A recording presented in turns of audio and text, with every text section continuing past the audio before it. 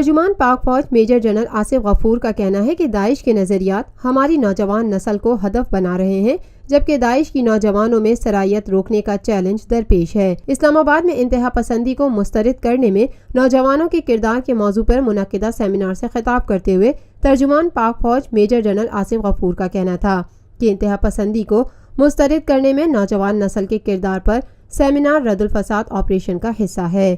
Operation رد الفساد کا مقصد پہلے سے کیے گئے تمام فوجی آپریشنز کی کامیابیوں کو مستحکم بنانا اور معاشرے سے انتہا پسندی کا خاتمہ ہے۔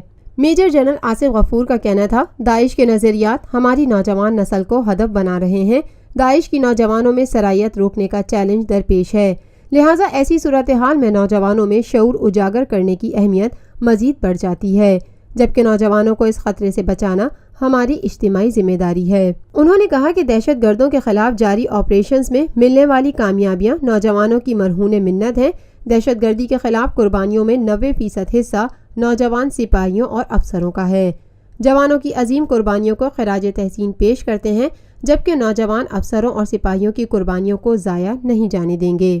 Lotus Lake Towers, a groundbreaking endeavor by Lotus Properties۔